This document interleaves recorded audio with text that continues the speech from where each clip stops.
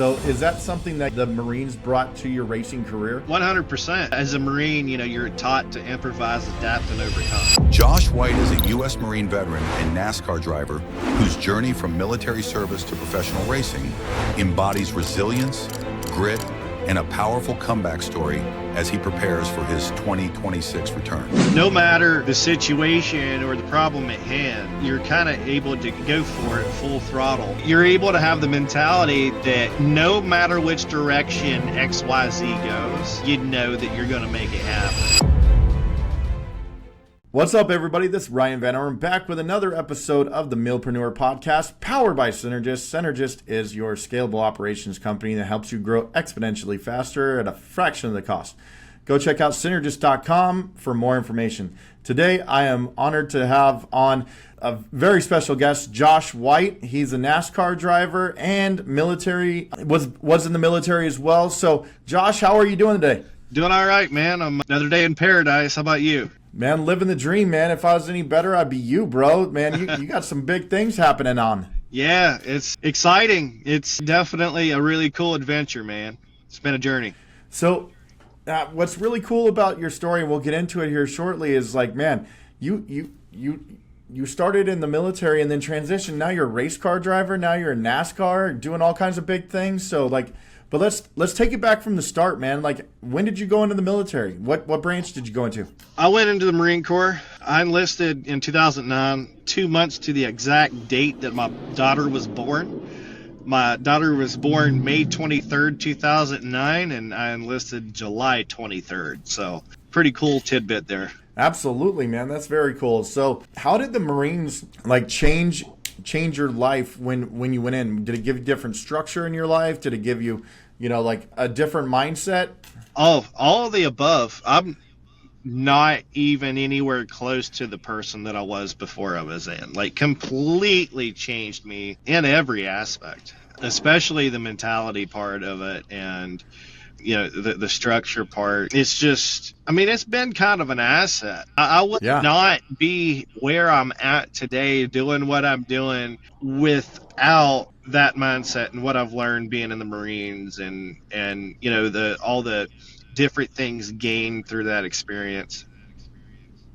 Absolutely, man. And one of the things that I find so fascinating is like the mindset that you need to have when you're racing, okay? Because like you're racing in the NASCAR Truck Series, some modifieds and some other stuff, correct?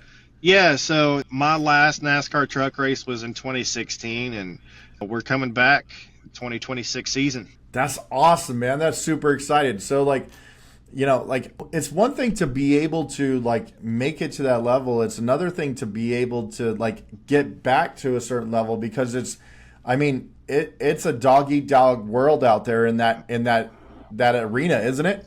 Oh, definitely. Not just in the arena, but outside of it too. Like every aspect of life. Like, it's not just a race or a racing thing.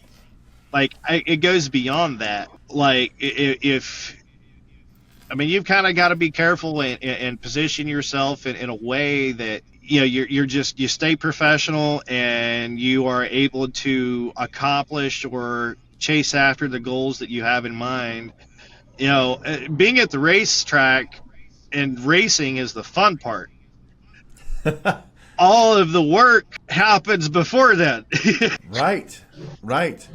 So like, I grew up racing sprint cars with my uncle, and we raced against the World of Outlaws, and I find it so fascinating, like the amount of like preparation and like execution just for like say 40 laps for a main event race that it takes to be able to execute at such a high level. And I remember back to my military training, because it's like we are trained to execute at a high level for that instant that you cannot plan for. Right. So is that something that you feel like you brought, the Marines brought to your racing career? 100%.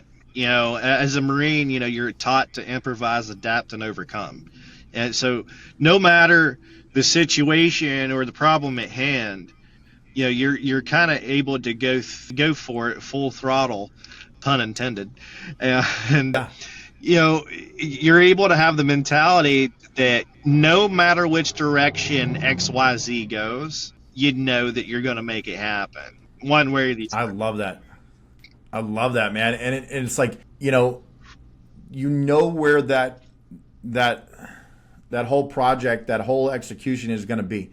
You just don't know what order it looks like. Right. And it's like, being able to adapt on the fly is something that is so paramount in with racing, it could be a tenth of a second and you have to, go from the lower lane to the top lane to get around another. And that could be the move of the race. Yeah. And it's just staying focused and being able to execute at a high level the entire time. I find so fascinating. Yeah, absolutely. And what's even crazier is a tenth of a second anymore is actually a lot. Like, right. If you can gain a tenth of a second, man, that's a win in itself. So, you take it as it comes. Absolutely. One of the things that I find so fascinating is like the way that people when they get out of the military, it's like their ability to measure success is also changed. Because it's like the way that NASCAR and I know racing as a whole has changed, because it's from the outsider's perspective, it's less about like the talent and more about like who and like the sponsors and stuff like that, right? So having the resolve to be able to continue to knock on doors and have that connection with so many people that you can get the ride, that you can get the sponsorship, man. Kudos to you. Thank you.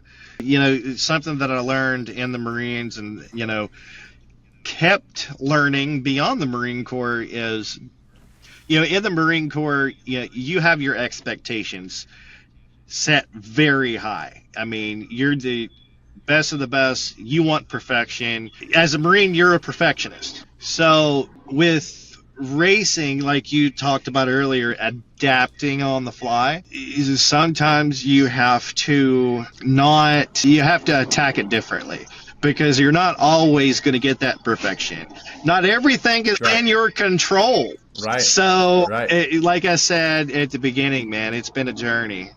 One of the things also that I find really fascinating about racing is like the level of communication that is needed, and to be so crisp in your communication. And I know like in the Marines, man, it's like when you're executing an operation, you have to be able, whether it's hand signals, whether it's like, earpieces, like that was when I was in the Air Force, communication was paramount.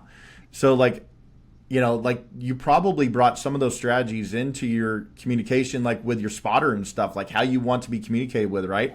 Yeah, absolutely. Every driver, no matter who they are, if they have any kind of experience behind them, they have a preference on how they want their spotter to relay communication, or how much they want that communication relayed. And so, that definitely had a lot to do with it. Obviously, me being a race driver and, having the experience behind me, I have my own preferred style now, but it definitely helped with having a base. That's very cool, man. And then the other thing too is you have your crew chief that you work with that is kind of like, in a business sense, like the chief operating officer, like being able to oversee all the operations and everything like that. You're kind of executing at the high level in the seat. It's but you also have your pit crew, you have all of your PR people, you have a whole team firing on all cylinders to make this thing work together.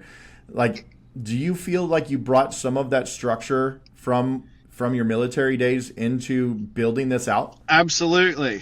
But I don't feel like a Lance Corporal in my race team. I feel more like a general or admiral or a colonel or something, because it's, I'm with the team, and the team is in charge, but at the same time, I have a lot of leeway, I have a lot of say, and as a driver, I know what I need. And so you kind of feel like your own boss. And Mm-hmm. I feel like that is also made, for me at least, what racing is to me. Like a lot of veterans that have PTSD, you know, I was diagnosed in 2017. Being your own boss and you know, XYZ, you're able to execute and do what you need to do, and it's not as stressful. You know, me, I mean, you know, a lot of other veterans have problem with authority. Well, you don't really have that because you and your team are the authority. I mean, you got the sanctioning body, but I mean, it's, you know, they just handle the rules and different things. So it works out. Well, and that's also one of the things is understanding, like, control what you can control, right? Yeah. So I find that really fascinating. It's like, if you're staying within yourself, and that's what you know, you're kind of taught in your makeup. You know, it's like your resolve, your resiliency is based upon that kind of stuff. Would you agree? Yeah, 100%. Awesome. Very cool. Well, one of the things that we like to do on our podcast is do a quick little, like, a rapid fire, like, personal questions. Are you good with that? Yeah, shoot. Awesome. All right. So do you have a favorite book or a podcast that you're listening to? Call me boring. Not really. It's all good. Man, I do what I do. I stay so busy between the family and, you know, friends and everything that I got going on with the racing, and then the hunting side. I have a hunting show that I do. We're in our 4th season of filming this year. Last year was the 3rd season, and we were on the Pursuit channel. So I'm in multiple endeavors, you know, and it just, man, if I have time to sit down and read a book, I mean, that would be cool, but I've never really been into reading. And the podcast thing, like, I do have podcasts that I'm interested in, but I don't really have a favorite because I never really have the time to sit down and really watch a 30-minute or an hour segment. Sure. Understood, man. You got all kinds of stuff happening for you, and it's really cool to see the growth that you're having, man. So, like, as your coffee, tea, soda, energy drink, what are you drinking? So, water. I love sweet tea. As far as, you know, soda, I like Sprite and, like, root beer and different things. I don't really drink much caffeine. I mean, I'll drink coffee, but yeah, I actually, in 2017, whenever I got diagnosed with PTSD and depression, I completely quit caffeine. I was caffeine free for probably 10 years. Wow. So that's really cool. Yeah, I just started back drinking coffee like a year or two ago, and that's the only caffeine I really have. Very cool.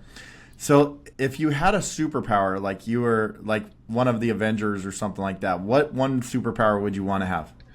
Oh, man. Give me the Flash. I like speed. There you go. Are you an early bird or a night owl? Definitely a night owl. You know, nice. You got so many things that, you know, like the hunting. You know, you got to wake up early to catch the big bucks because they move the most in the morning. I have the toughest time with that. You know, it is what it is, though. I'm definitely a night owl. Nice. Very cool. Do you have like a favorite cheat meal? Not really. I mean, I guess that as far as a favorite cheat meal, you know, my wife would definitely agree with this. Go to McDonald's and get it's not on the menu, but if you ask for a triple cheeseburger combo, that's me. There you go, man. There you go. And like, what's on like your playlist to get you pumped up, man? Well, there's a lot of different songs, but, you know, I have a lot of, well, I'm not going to say a lot. I have some friends in the music industry, and some of their music actually gets me pumped up. Like, I just had a collaboration with Topher. He's a United States Air Force veteran. I collaborated with him at Bristol for, you know, against veteran suicide. We did a few cool things, and one of his songs, Patriot, and then he's featured with the Marine rapper for a song called Semper Fi. Those two motivate me. But then there's this band, I never heard of them until 6 months ago, I want to say. fearless motivation, that really gets me pumped up big time. I love it, man. Very cool. If you had like one person that you could have dinner with, like that, you know, like whether it's like another driver, you know, or like some sort of mentor or something like that, you know, whether it's dead or alive, who would it be? Definitely my grandfather. He died last year in May. And, you know, growing up, I did not have my mom or my dad. I was took from my mom, and my grandfather took me in and raised me. He was all I had. So ever since he passed last year, it's like I lost my rock, you know what I mean? So, you know, I have that sense of being lost every now and then. Every now and then I'm like, man, I just want to call him. And, you know, you can't. So that would be amazing. But I'm sure he passed down a bunch of stuff that you're passing on to your kids too, right? Absolutely. The hunting, for one, you know, growing up, you know, he introduced me to hunting when I was like 5 years old. I have a bunch of stories on hunting with him, and I've definitely passed that tradition down to my daughter. You know, she's been hunting with me this year. She's hunted with me every year for a few years now, and she's having a little bit of trouble with shooting her compound, but she's got a few deer throughout the years, and she hasn't got her first buck yet, so we'll see what happens. Man, that is super cool stuff, though. I love that. I love that story, man. Thank you for sharing that. Appreciate it. That kind of wraps up our little rapid fire section. I do have 2 questions, actually 3 questions before we get you out of here. Is that okay? Yeah. Awesome. All right, cool. So, like, one of the things that I love asking people is, like, if you could be a time traveler and go back and to that time, like when you were enlisting into the Marine Corps, what's one piece of advice you'd give yourself? Well, I would tell myself to buy a crap load of Bitcoin. I love it. Because now I'd be a multi-billionaire, maybe even a trillionaire. Right? Exactly. That's awesome. Yeah. Now, conversely, like, where do you see yourself in a couple of years? Are you still racing? Yeah. So, I mean, I'm not going to give up on it. I mean, I'm going to keep going until either my body... Until the wheels fall off, yeah, right? Exactly. You know, just keep it going, man. And, you know, both racing and hunting is a passion of mine that I don't think that I'll stop until I'm dead. Like, it's like being a Marine. Like, it's so ingrained in me. Like, it's really a part of who I am. I mean, it's not something that I could just say, I'm not going to do it again. I'm going to let it go. I've tried that. It doesn't work.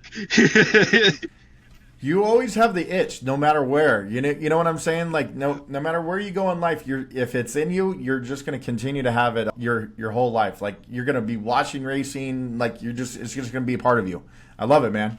Thanks, man. Very cool. Absolutely, man. Last question is, you know, thank you so much for being a part of this. But, like, if people are interested in, you know, like, sponsoring you, if they want to, you know, be a part of what you're building, man, how can they get a hold of you? So you can just go to my Facebook, search Josh White or Josh White Racing, and my Facebook page, Josh White, will come up, and there's a blue check mark beside it.